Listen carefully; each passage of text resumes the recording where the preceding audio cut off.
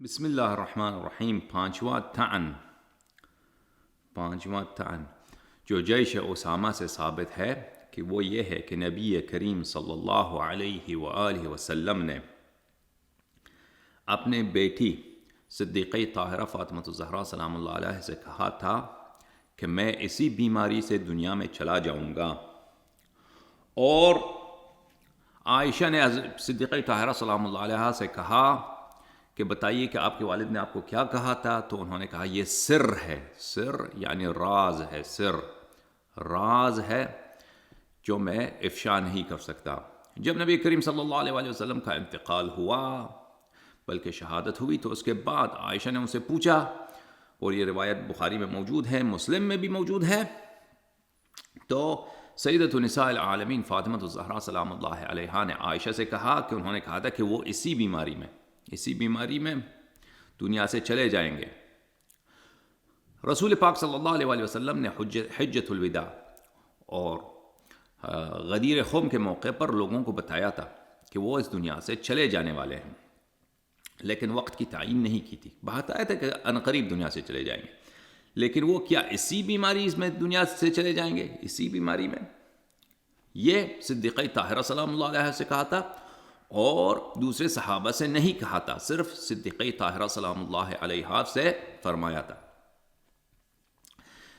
جب یہ پہلا مقدمہ یاد رکھیں کہ وہ اسی بیماری میں چلے جانے والے تھے، وہ صحابہ کو نہیں بتایا تھا، بلکہ وہ خود انہوں نے بتایا تھا، خود اپنے پاس رکھا تھا اور بیٹی کو بتایا تھا۔ اور ہمارے نزدیک، شیعوں کے نزدیک، امیر المؤمنین علیہ الصلاۃ والسلام ان کے اسرار کے محرم ہیں۔ دوسری بات یہ ہے کہ رسول پاک صلی اللہ علیہ وآلہ وسلم نے بیماری کی حالت میں نہایت کوشش کی، نہایت اصرار فرمایا، تأکید فرمایا کہ جیش اسامہ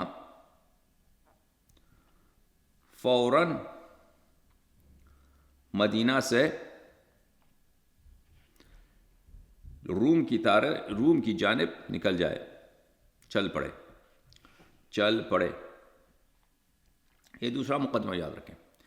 جب ان کو پتہ ہے کہ وہ دنیا سے جا رہے ہیں، اور ان کو کہاں بھیجا جا رہا ہے؟ روم کی طرف بھیجا جا رہا ہے، بہت دور، یعنی اس سے زیادہ دور کوئی علاقہ ہے ہی نہیں۔ اس سے زیادہ دور نکلتے تو کفار کے یعنی منطقے میں داخل ہوتے اور سب قتل عام ہوتے۔ اس سے زیادہ دور ممکن ہی نہیں ہے۔ سب سے زیادہ جو دور ہے وہ روم کی بارڈر ہے، وہاں پہ چلے جائیں۔ اور اسامہ جب گیا ہے تو واپس آیا ہے تو 40 دن سے زیادہ اس کا سفر تھا جب وہ ہو کے واپس آیا ہے، تو ایسے سفر پہ بھیجا جا رہا ہے۔ تو روایات میں یہی ہے کہ وہ 26 سفر کو انہوں نے بھیجا ہے، اور جماعت عمریہ کے نزدیک جو اہم روایت ہے، اہم قول ہے، وہ یہ ہے کہ 12 ربیع الاول کو ان کا انتقال ہوا ہے۔ 26 سفر سے 12 ربیع الاول اگر دیکھا جائے تو مثلا اگر 29 دن کا چاند تھا سفر کا، تو دن بنتے ہیں 15، وَإِلَّا بنتے ہیں 16، تو 15 یا 16 دن کا فاصلہ ہے کہ انہوں نے حکم دیا ہے کہ فوج نکل جائے۔ اور فوج والوں نے کہا کہ آپ بیمار ہیں، آپ مریض ہیں۔ اسامہ نے کہا آپ مریض ہیں، آپ بیمار ہیں، بیماری کا حالت میں کیا کروں؟ تو رسول اللہ صلی اللہ علیہ وآلہ وسلم نے کہا تم نکل جاؤ۔ انہوں نے کہا کہ مجھے اچھا نہیں لگتا کہ میں راستے میں لوگوں سے پوچھوں جو مدینے سے آ رہے ہیں کہ رسول پاک صلی اللہ علیہ وآلہ وسلم کی حالت کیا ہے، تو انہوں نے پھر اصرار کیا کہ تم نکل جاؤ، فوج کو لے کے نکل جاؤ۔ یعنی مسلسل اصرار ہے کہ مدینے سے یہ نکل جائیں اور فوج لے کے نکل جائے۔ اور لشکر میں کون ہے؟ وجوہ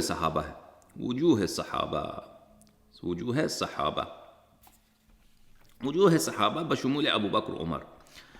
تو رسول پاک صلی اللہ علیہ وآلہ وسلم کو کچھ عقل مند ہیں، اگر ہم جو عام آدمی ہیں اس مکان میں ہوتے ہیں، ہماری سوچ میں یہ بات آتی، تو وہ تو سب سے عقل مند ہیں، حکیم ہیں۔ اور اس کے علاوہ خداوند متعال کی جانب سے وحی آتا ہے کہ اگر اسی بیماری میں وہ دنیا سے نکل جائیں، اور یہ فوج والے 40 دن کا سفر ہے، اگر فرض کریں وہ بیماری میں 26 تاریخ کو انہوں نے حکم دیا ہے کہ تم نکل جاؤ، 1 ہفتے ان کو لگتا تیاری کرنے میں، زیادہ سے زیادہ 1 ہفتہ، تو وہ اگر مثلا 2 ربیع الاول کو نکلتے، 3 ربیع الاول کو نکلتے، تو وہ ربیع الاول کے آخر تک بلکہ ربیع الثانی کے 10 تاریخ تک واپس نہیں پہنچ سکتے تھے. 40 دن لگا ہے ان کو واپس آنے میں. ربیع الثانی کے 10 کے بعد وہ واپس آتے اس سفر سے. تو رسول اللہ صلی اللہ علیہ وسلم کو پتہ ہے کہ وہ دنیا سے جا رہے ہیں. صحابہ کو بھی پتہ ہے کہ یہ نہایت بیمار ہیں. اسامہ بھی اصرار کر رہا ہے کہ آپ بیمار ہیں اس حالت میں کہ کیا کرنے جاؤں، میں نہیں چاہتا کہ اس حالت میں نکل جاؤں. اچھا، یہ بات آپ کو یاد رکھیے. اور اس کے علاوہ وہ اصرار کریں کہ نکل جائیں. اب ایک اور مزید بات جو بہت اہم ہے، یاد رکھیے کہ سب سرایا غزوات جو واقع ہوئی ہیں ان کے اسباب ہیں. یعنی ایک سبب ہے. کسی نے مثلا کہ ہاں پہ کسی مسلمان کا قتل کیا ہے، کسی نے کچھ کیا ہے، کہیں لوگ بت پرست تھے، کہیں بت تھا تو مسلمانوں کو بیچتا کہ بھئی پہلے اسلام کی دعوت دے دو کہ مسلمان ہو جاؤ، نہ مانتے تو پھر وہ بت توڑنے کے لیے کسی کو بیچتے. بلا وجہ رسول پاک صلی اللہ علیہ وسلم کسی لشکر کو کہیں نہیں بیچتے. اب روم کے لشکر میں کیا ہو رہا، روم کے بارڈر پر، روم کے حدود پر، بارڈر پر کیا ہو رہا ہے اس وقت، کیا ایمرجنسی ہے کہ رسول پاک صلی اللہ علیہ وسلم اس حالت میں کہ وہ خود نہایت بیمار ہیں اور اس کے علاوہ انہی کے حیات میں اسی ایام میں الاسود العنسی، مسیلمہ کذاب وغیرہ نے ادعائی نبوت کی ہے. کچھ لوگ ان کے پیچھے لگ گئے. وہ جزیرۃ العرب میں ہیں، مدینہ کے زیادہ دور نہیں ہیں. روم کے بارڈر کے میں کیا ہو رہا ہے کہ مدینے کو خالی کیا جا رہا ہے. جتنے بھی قبیلے کے سردار ہیں، جتنے بھی تاجر لوگ ہیں، امیر لوگ ہیں، جو بھی وجوہ جو سرشناس لوگ ہیں، جو معتمدین ہیں، ان کو معتمدین ہیں قبائل کے مدینے میں، مہاجرین انصار، ان کو شہر سے دور کیا جائے. اور ایسی سفر پر بھیجا جا رہا ہے کہ اگر وہ مانے، اگر رسول پاک صلی اللہ علیہ وسلم کا جو پلان آف ایکشن ہے وہ اگر اس پہ عمل کیا جائے تو رسول پاک صلی اللہ علیہ وسلم کی فرض کریں اگر بیمار ہیں تو وہ ان کی وفات 12 ربیع الاول کو ہو جاتی ہے یا اس سے پہلے ہو جاتی ہے. تو وہ بہت، یہ لوگ راستے میں ہوتے، یعنی اسامہ کا لشکر کہاں ہوتا؟ راستے میں. مثلا کہیں پہنچا ہے، روم کے بارڈر پہنچا یا نہیں پہنچا، اس وقت رسول پاک صلی اللہ علیہ وسلم کا وفات ہوتا. اور رسول پاک صلی اللہ علیہ وسلم کا وفات ہوتا جو اس کے بعد جو استخلاف، جانشینی کے جو استخلاف، جانشینی کے جو پروسیجرز ہوتے، جانشینی کے جو عمل درآمد ہوتے، اقدام ہوتے، ان کی وفات، تدفین کے بعد جو کچھ بھی ہوتا، نئے خلیفہ کا جب بیعت ہوتا تو ان میں سے کوئی بھی مدینہ نہ ہوتا. ان میں سے کوئی شخص، نہ ابو بکر، نہ عمر اور نہ معتمدین صحابہ، جو صحابہ کے جانے پہچانے لوگ، ان میں سے کوئی بھی نہ ہوتا، کوئی بھی مدینہ نہ ہوتا. اور جب یہ لوگ واپس آتے، مثلا رسول پاک صلی اللہ علیہ وسلم کی وفات سے تقریباً 30 دن گزر چکے ہیں، نیا خلیفہ بن چکا ہے اور لوگ اسے بیعت کر چکے ہیں، تو یہ لشکر والے کچھ بھی نہیں کر سکتے. اس وقت شام کے بارڈر پہ کیا ایمرجنسی ہے بھائی؟ کیا سبب ہے کہ رسول پاک صلی اللہ علیہ وسلم صحابہ سے اصرار کر رہے ہیں کہ تم نکل جاؤ، چلے جاؤ یہاں سے. 7,000 کا لشکر بنایا یا 8,000 کا لشکر بنایا، بعض روایت میں 3,000 کا لشکر ہے، یعنی اس میں سب صحابہ اس میں تھے کہ تم لوگ مدینہ سے نکل جاؤ. اور اسی لیے جب رسول پاک صلی اللہ علیہ وسلم کی وفات ہو گئی تو ابو بکر خلیفہ بنا ہے، تو عمر نے اور دوسرے صحابہ نے ابو بکر سے یہی تو کہا تھا کہ اسامہ کے لشکر کو بھیجنے کی کوئی ضرورت نہیں ہے، کچھ ہو ہی نہیں رہا وہاں پہ، کوئی کچھ بھی نہیں ہے، ان کو رکھو، ادھر ہی رکھو، جانے کی ضرورت نہیں ہے. یہاں پہ مدینے کے ارد گرد جو ہیں لوگ بغاوت کرنے لگے ہیں، ان کو بغاوت کو شکست دینے کی ضرورت ہے. تو ابو بکر نے کہا کہ نہیں، یہ لشکر ضرور نکلے گا. تو وجہ یہ ہے کہ وہاں پر کوئی وجہ نہیں تھی، کوئی ایمرجنسی نہیں تھی، روم کے بارڈر پہ کچھ بھی نہیں ہو رہا تھا. ہرقل جو روم کا قیصر تھا، اس جب مسلمان آئے ہیں، اسامہ آیا ہے بارڈر پہ، تو اس نے کچھ لوگوں کو قتل کیا تھا، کچھ لوگوں پہ اس نے غارت کی تھی، شبیخون کیا تھا. تو اس نے کچھ لوگوں کا ہاتھ کاٹا، پیر کاٹا، ان کے خیمے جلائے. مثلا وہ جو ابو بکر عمر کے جو ٹیررسٹ گروپ تھے، وہ جو کرتے تھے دہشت، جو ابھی تک کر رہے ہیں، تو اس نے جو کیا ہے، اس کے بعد ہرقل نے اس کے بعد ایک فوجی دستہ اپنے بارڈر پہ تعین کیا. یعنی اس سے پہلے اس کے بارڈر پہ بھی کوئی فوجی دستہ نہیں تھا. ایسا نہیں تھا کہ ہرقل نے، یعنی رومیوں نے وہاں پہ کوئی لشکر آمادہ کیا تھا کہ مسلمانوں پہ حملہ کریں، یا وہاں پر مسلمانوں پر بارڈر پہ کوئی ظلم ہوا ہے. کچھ بھی نہیں ہوا ہے. کچھ لوگ کہیں گے کہ بھئی رسول پاک صلی اللہ علیہ وسلم نے انتقام لینا تھا. اسامہ ابن زید کی شہادت ہوئی ہے رومیوں کے ہاتھوں، اور جعفر طیار علیہ السلام اور زید بن رواحہ اور ان کے ساتھ 7 اور صحابی تھے. کل جنگ موتا میں، غزوہ موتا میں کتنے لوگ شہید ہوئے تھے؟ 9-10 کے لوگ شہید ہوئے ہیں. اچھا، رومیوں کے زیادہ لوگ مارے گئے تھے، تو ان میں اسامہ بھی تھا، جعفر طیار علیہ السلام بھی تھے، کل 10 صحابہ تھے. کچھ لوگ کہیں گے کہ ان کا انتقام لینا تھا. پہلی بات تو یہ ہے کہ کوئی حدیث نہیں ہے کہ رسول پاک صلی اللہ علیہ وسلم نے کہا ہو کہ تم انتقام لینے کے لیے نکل جاؤ، کہ تم اسامہ کا لشکر رومیوں سے انتقام لینا ہے، کہ تم وہاں انتقام لینے چلے. دوسری بات یہ ہے کہ وہاں پر روم کے بارڈر پر جو جنگ ہوا ہے، جنگ موتا، وہ سنہ 8 ہجری میں ہوا ہے، اور اب ہے سنہ 11 ہجری. انتقام لینا تھا تو سنہ 8 ہجری میں لیتے ہیں، سنہ 9 ہجری میں لیتے ہیں. اب جب خود کو پتہ چل گیا ہے کہ میں ابھی کچھ دنوں بعد دنیا سے جانے لگا ہوں، وفات ہونے والی ہے میری، تو اب کیوں انتقام کی آپ کو پڑ گئی ہے صلی اللہ علیہ وسلم. تو پتہ چلا کہ رسول پاک صلی اللہ علیہ وسلم نہایت حکیم ہیں، اور بارڈر پہ رومن بارڈر پہ کوئی ایمرجنسی نہیں ہے، کچھ بھی نہیں ہو رہا وہاں پر. اسامہ کو بھیجا، تو اس کا مطلب یہی، اسامہ کو بھیجا جا رہا ہے صحابہ کے ساتھ، اور سب صحابہ کو ایک نوجوان کا کیا ہے، ذلیل بنا کر، نوجوان کا کیا ہے، ان کا سپاہی بنا کر بھیجا جا رہا ہے. تو ہدف ایک ہی ہے عزیزوں. اگر وہ عمل کرتے، رسول پاک صلی اللہ علیہ وسلم کے پلان پہ عمل ہوتا، عمل نہیں کیا صحابہ نے، اور رسول پاک صلی اللہ علیہ وسلم نے اجازت نہیں دی ان کو کہ تم چلو، میں بیمار ہوں، تم مدینے میں رہو، میں ٹھیک ہوا یا میں وفات ہوا تو تم چلے جانا. نہیں، بات تو یہی ہے، نکتہ یہی ہے کہ رسول پاک صلی اللہ علیہ وسلم اصرار کرتے کہ تم تکرار پر تکرار کہ جیش اسامہ نکل جائے مدینہ سے. ان کو حکم ہے کہ وہ مدینہ سے نکل جائے، روم کی طرف نکل جائے. وہ نہیں نکلے. تو اگر رسول پاک صلی اللہ علیہ وسلم کے پلان پر عمل ہوتا تو ابو بکر عمر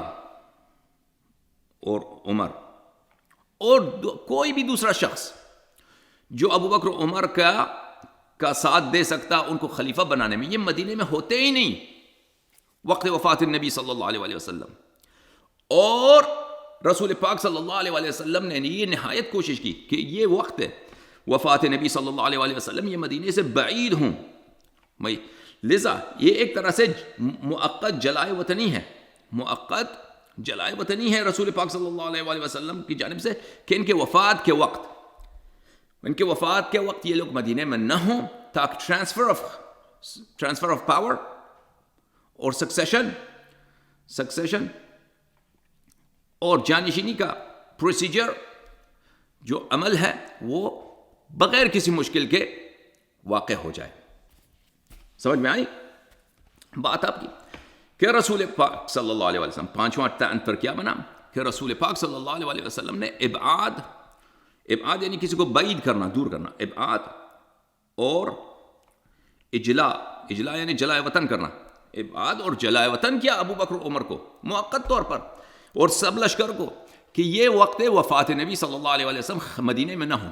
اور یہ وجہ ہی اس کا نتیجہ یہی نکلتا کہ نبی کریم صلی اللہ علیہ وسلم کو پتہ ہے کہ وہ دنیا سے جانے والے ہیں، اور وہ ان کو خلافت کو ناممکن بنا رہے ہیں.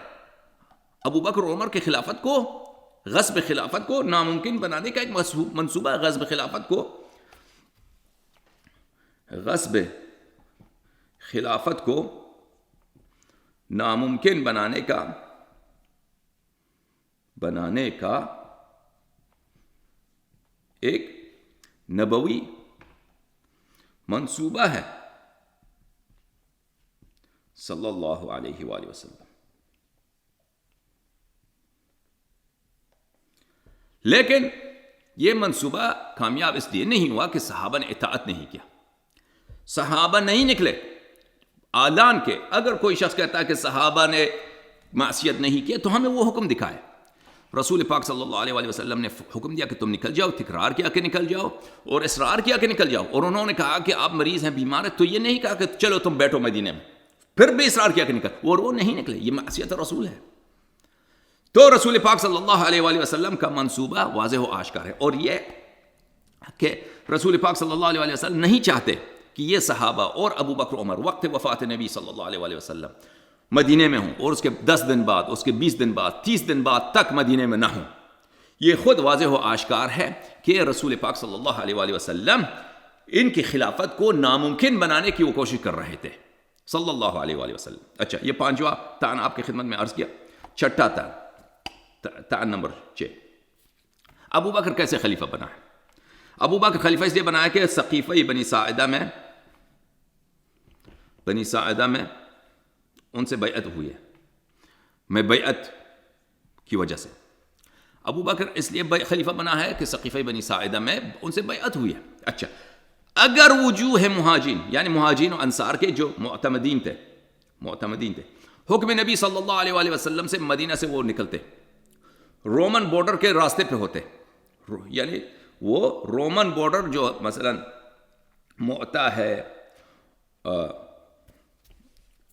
موتا کے قریب جو علاقہ ہے جہاں پہ رسول پاک صلی اللہ علیہ وسلم نے ان کو حکم دیا کہ وہاں چلے جاؤ، اس کے راستے پہ ہوتے، تو ثقیفہ بنتا ہی نہیں. یہ ثقیفہ بنا ہی ہے معصیت نبی صلی اللہ علیہ وسلم میں کی وجہ سے. ثقیفہ کا انعقاد ہونا کا انعقاد ہی معصیت نبی ہے، بغاوت ہے. کیونکہ ان کو اجازت ہی نہیں تھا مدینے میں ہونے کا.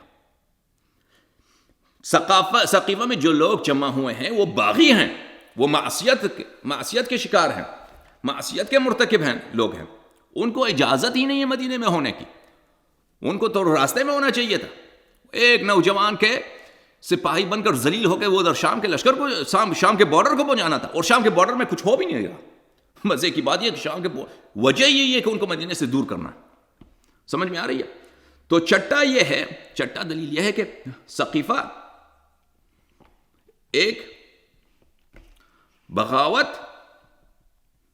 اور معصیت ہے، کیونکہ یہ لوگ جہاں پہ جمع ہوئے ان کو اجازت ہی نہیں ہے، ان کو ہونا ہی نہیں مدینے میں ان کو حضور کی، مدینے میں ان کی حاضری کی کوئی اجازت ہی نہیں ہے، اذن ہی نہیں ہے.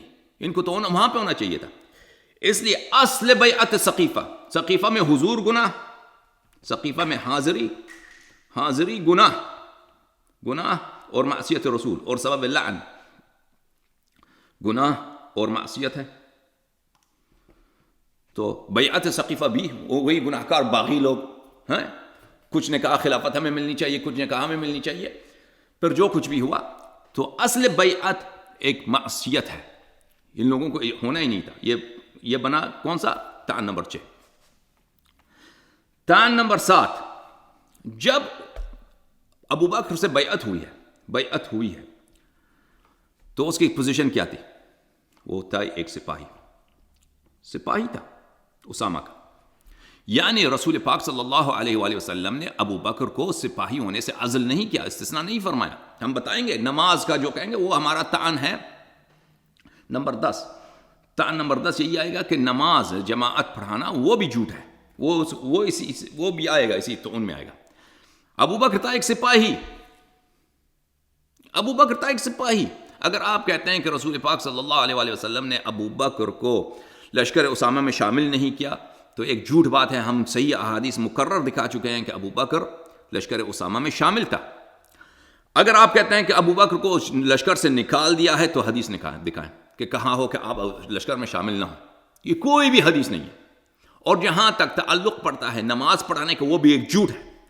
اسی روایت میں موجود ہے کہ رسول پاک صلی اللہ علیہ وآلہ وسلم نے عائشہ سے کہا انکن صواحب یوسف، کہ تم یوسف علیہ السلام کے خلاف سازش کرنے والے مصر میں جو بدکارہ مشرک اور کافر اور کاذب عورتیں تھیں تم انہی کی طرح ہو، بلکہ تم وہی ہو.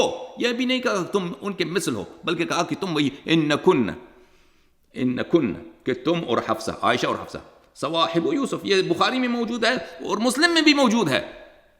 اس سے بڑا جرح کیا ہے؟ اسی روایت میں موجود ہے. صواحب یوسف کو بدراہ کرنے والے کون ہیں؟ قال رب السجن احب الی مما يدعوننی الیہ.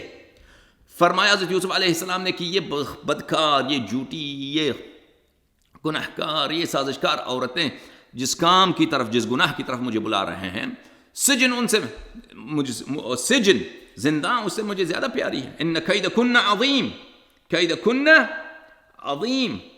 خدا نے قرآن کریم، اللہ تعالیٰ نے قرآن کریم میں انہی خواتین، مصر کے خواتین کے متعلق فرمایا کہ تمہارا قید، مکاری بہت عظیم ہے. تو رسول پاک صلی اللہ علیہ وسلم عائشہ سے کہہ رہے ہیں کہ تم وہی مصر کی خواتین ہو. شیطان کے ان قید الشیطان کان ضعیفا، شیطان کا قید شیطان کمزور.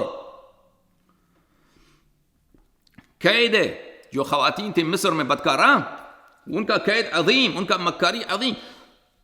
تو جس حدیث کی راوی عائشہ ہے اور اسی حدیث میں رسول پاک صلی اللہ علیہ وآلہ وسلم نے اس کی وہ کی ہے، اور اس کے علاوہ ہم بتائیں گے کہ یہ سراسر جھوٹ ہے، تو اس کو آپ نہیں لا سکتے. بیعت ہوئی ہے ابو بکر سے جب وہ سپاہی تھا، تو کب رسول پاک صلی اللہ علیہ وآلہ وسلم نے اذن دی ہے کہ وہ لشکر سے نکل جائے ہیں؟ اس کو تو ہونا چاہیے تھا روم کے راستے. سسر کو، ابو بکر کو، وہ تو ایک ملازم تھا. ایک ملازم تھا کس کا؟ اسامہ کا. ملازم تھا اسامہ کا. اس کو تو روم کے راستے میں ہونا چاہیے. 7 نمبر 8 معاف کیا، تعان نمبر 7 وہ ہے کہ بیعت باطل ہے ابو بکر کا.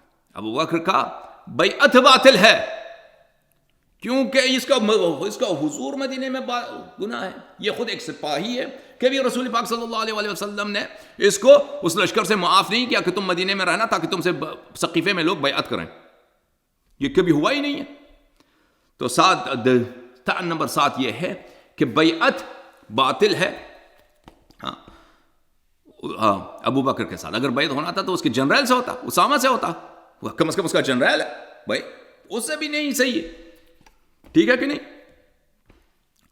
تعان نمبر 8 ابو بکر اور عمر جیش اسامہ میں انہوں نے شرکت نہیں کی. رسول پاک صلی اللہ علیہ وسلم نے ان کو حکم دیا کہ تم جیش اسامہ میں شامل ہو جاؤ، جیش اسامہ کے ساتھ نکل جاؤ. لیکن ابو بکر و عمر نے آخر تک نہیں گئے. رسول پاک صلی اللہ علیہ وسلم کی وفات ہو گئی، ابو بکر خلیفہ بن گیا، نہیں گیا. عمر کو بھی اس نے چھڑا دیا، نہیں گئے. تو یہ مخالفت حکم نبی ہے صلی اللہ علیہ وسلم. مخالفت حکم نبی ہے صلی اللہ علیہ وسلم. ایک مخالفت سب صحابہ کا ہے کہ وہ اسی وقت جب رسول پاک صلی اللہ علیہ وسلم نے حکم دیا وہ نہیں گئے. امیر لشکر جو اسامہ تھا اس نے یہی عذر کیا کہ حضور آپ بیمار ہیں صلی اللہ علیہ وسلم. اس کے بعد رسول پاک صلی اللہ علیہ وسلم نے یہ نہیں کہا کہ تم چلو میں بیمار ہوں تم ادھر رہو. اس کے باوجود رسول پاک صلی اللہ علیہ وسلم نے اصرار کیا کہ نکل جاؤ نکل جاؤ نکل جاؤ. نہیں نکلے. تو ایک معصیت ہے سب صحابہ کا کہ انہوں نے حکم نبی صلی اللہ علیہ وسلم کا انہوں نے اس پہ عمل درآمد نہیں کی. ایک ہے ابو بکر و عمر کا کہ وفات کے بعد بھی نہیں گئے، وفات کے بعد بھی نہیں گئے، اور رسول پاک صلی اللہ علیہ وسلم کے حکم کی جو تعمیل نہیں کرتا وہ گناہگار ہے، فاسق ہے. قرآن مجید کا ارشاد ہے بسم اللہ الرحمن الرحیم فَلْيَحْذَرِ الَّذِينَ يُخَالِفُونَ عَنْ أَمْرِهِ أَن تُصِيبَهُمْ فِتْنَةٌ أَوْ يُصِيبَهُمْ عَذَابٌ أَلِيمٌ. برحذر رہیں، خبردار رہیں وہ لوگ جو میرے حبیب صلی اللہ علیہ وآلہ وسلم کے حکم سے، کہ میرے حبیب صلی اللہ علیہ وآلہ وسلم کے حکم کی مخالفت کرتے ہیں کہ ان کیا ہو جائے، ان تصیبہم فتنہ، ان کو اللہ کی جانب سے عذاب الہی، ان کے اللہ کی جانب سے لعنت خاری اور اللہ کی جانب سے ذلت کا سامنا کرنا پڑے، او یصیبہم عذاب علیم، اور اللہ کی جانب سے دردناک عذاب ان کو ملے. تو فسق ثابت، معصیت ثابت، اور خداوند متعال نے وعدہ بھی کیا ہے خواری کا اور عذاب کا جو نبی کریم صلی اللہ علیہ وآلہ وسلم کے حکم سے پیچھے ہٹتے ہیں. اور قرآن کریم نے فرمایا اعوذ باللہ من الشیطان الرجیم بسم اللہ الرحمن الرحیم قل اطیعوا اللہ واطیعوا الرسول صلی اللہ علیہ وآلہ وسلم فإن تولوا فإن اللہ لا يحب الكافرین، لا يحب الكافرین، کافرین لا يحب الكافرین. خدا کی اطاعت کرو، رسول صلی اللہ علیہ وآلہ وسلم کی اطاعت کرو، اور اگر تم پیچھے پشت موڑتے ہو تو خداوند متعال کافر سے محبت نہیں کرتا.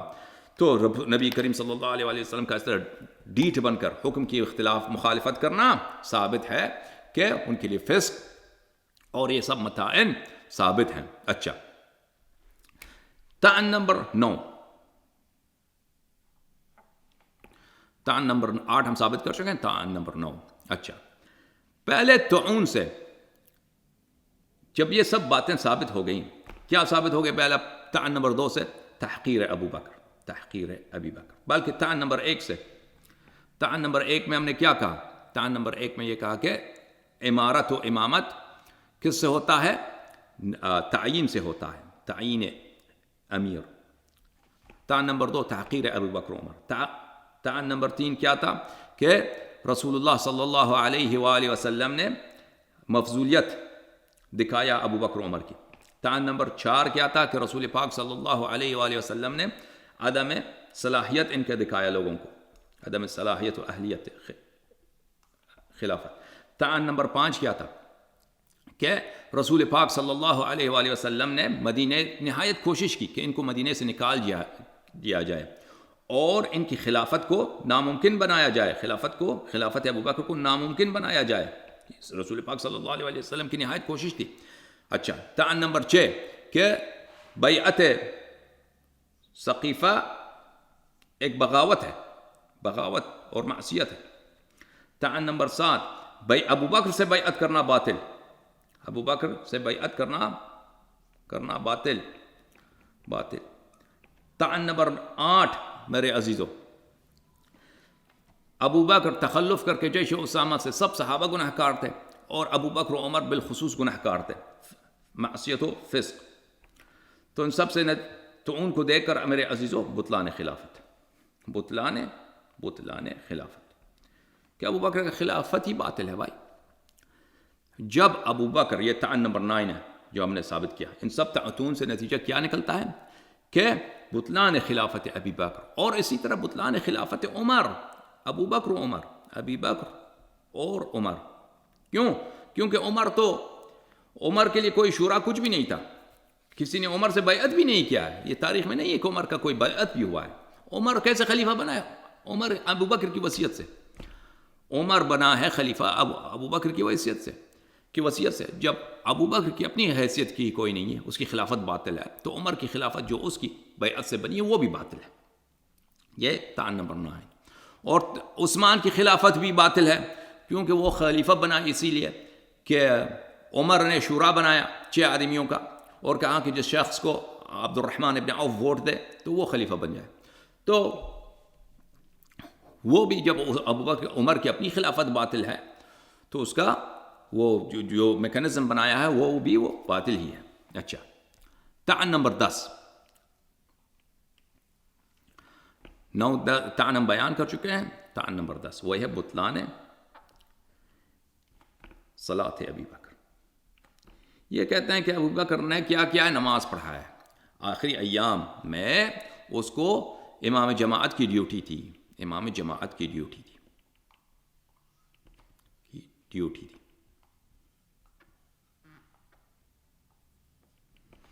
اچھا، امام جماعت کی ڈیوٹی تھی بھائی، یہ ایک باطل ادعا ہے کہیں وجوہات کے بنا پر۔ پہلی بات تو یہی ہے کہ کامل تنافی ہے، کیونکہ ہم تنافی ہے۔ جیش اسامہ میں حضور، جیش اسامہ میں سپاہی ہونا اور نماز جماعت پہ ڈیوٹی، کیونکہ جیش اسامہ میں اس کا حضور اور اس کی ڈیوٹی سپاہی ہونا صحیح حدیث سے ہم نے ثابت کر چکے ہیں، مسلسل وہ دکھا چکے ہیں پہلے جو ہماری تقاریر ہیں، دیکھیں اس میں، اسی سلسلے میں، اسی سیریز میں۔ جب وہ ثابت ہے تو یہ سے پتہ یہ چلا کہ وہ اس کی امام جماعت کی ڈیوٹی باطل ہے۔ پہلی بات تو یہ ہے۔ دوسری بات یہ ہے میرے عزیزوں کہ راوی کون ہے؟ راوی کون ہے اس کے صلاۃ کی، اس کے نماز کی؟ راوی کون ہے؟ راوی ہے عائشہ۔ اور ہم ثابت کریں گے کہ عائشہ خود اعتراف کر چکی ہے کہ وہ ایک جھوٹی عورت ہے۔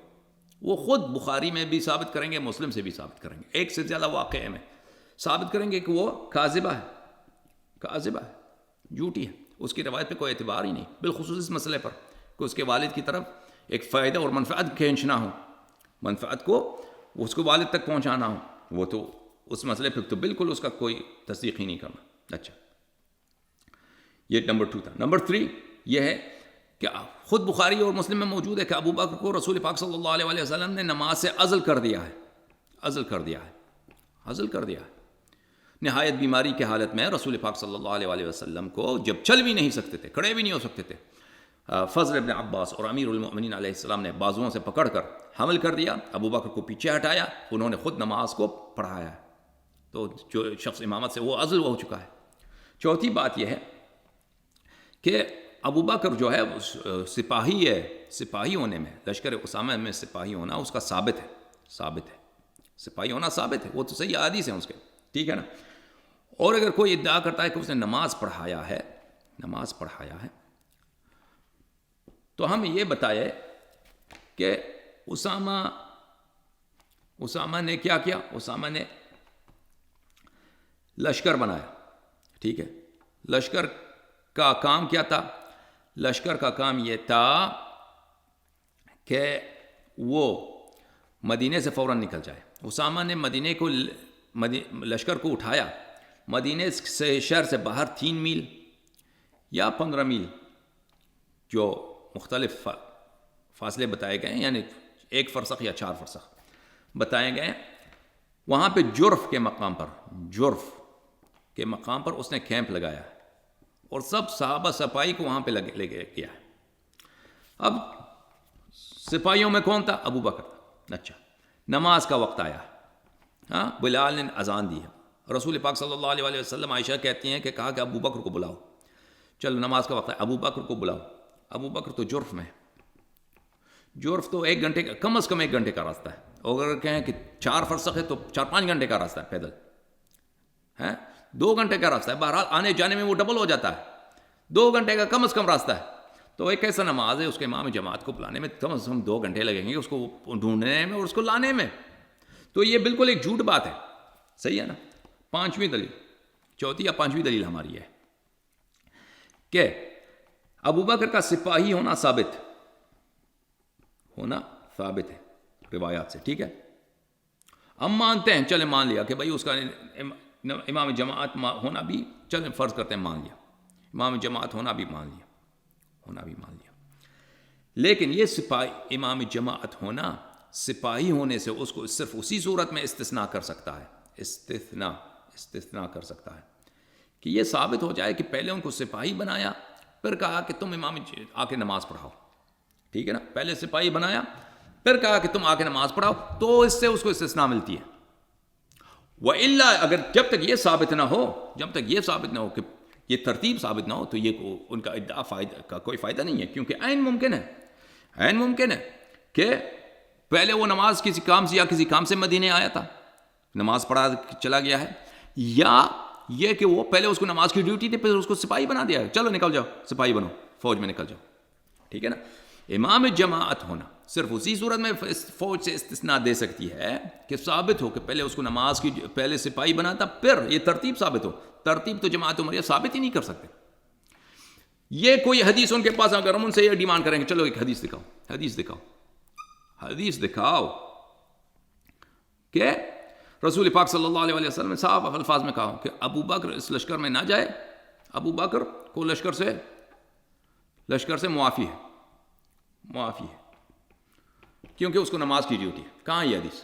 ایسی کوئی حدیث ہے ہی نہیں.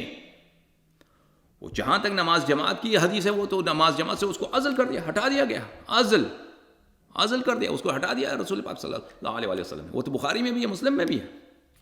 تو پتہ یہ چلا میرے عزیزو کہ ابو بکر کو ابو بکر کی جو نماز کا قضیہ ہے وہ اساساً جھوٹ ہے. اگر ہم فرض بھی کریں، ثابت بھی ہو جائے کہ اس نے ایک نماز پڑھی تو وہ نماز سے عزل ہو چکا ہے. اور اگر یہ کہ استثناء ہو کہ کیونکہ اس کو نماز کی ڈیوٹی تھی اس لیے اس کو فوج میں سے نکال دیا گیا ہے، اس کی کوئی حدیث ہمیں دکھاؤ. اور اگر حدیث نہیں تو کم از کم ترتیب دکھاؤ. یہ ترتیب بھی ان کے پاس نہیں ہے. اچھا، یہ کون سا ہوا بھائی؟ یہ ہوا تعان نمبر 9. تعان نمبر 10، بلکہ یہ تعان نمبر 10 تھا. تعان نمبر 11 آپ کو بتائیں. تعان نمبر 11 کیا ہے؟ ابو بکر خلیفہ بنا. تعان نمبر 12 عمر خلیفہ بنا. لیکن ہم ثابت کر چکے ہیں کہ اصل ان کا خلافت ہی باطل ہے، ان سے بیعت کرنا ہی باطل ہے. رسول پاک صلی اللہ علیہ وسلم نے نہایت کوشش کی کہ یہ خلیفہ نہ بنے. ٹھیک ہے کہ نہیں؟ جب یہ سب ثابت ہو چکا ہے کہ یہ شخص کا بیعت باطل، اس کا خلافت باطل، اور یہ رسول پاک صلی اللہ علیہ وسلم تو کا منصوبہ یہی تھا کہ یہ مدینہ میں ہوں ہی نہیں سرے سے. سقیفہ میں بیعت باطل. جب یہ سب ثابت ہو چکا ہے میرے عزیزو، 11 اور 12 ابو بکر عمر، لیکن اس کے باوجود یہ خلیفہ بنے. قرآن پاک کا فرمان، اعوذ باللہ من الشیطان الرجیم، ومن لم يحکم بما انزل اللہ فاولئک هم الفاسقون. ومن لم يحکم بما انزل اللہ فاولئک هم الظالمون. یہ سب آیات سورہ مائدہ میں مکرر ہے. آیات 44، 45 اور 47. ومن لم يحکم بما انزل اللہ فاولئک هم الکافرون.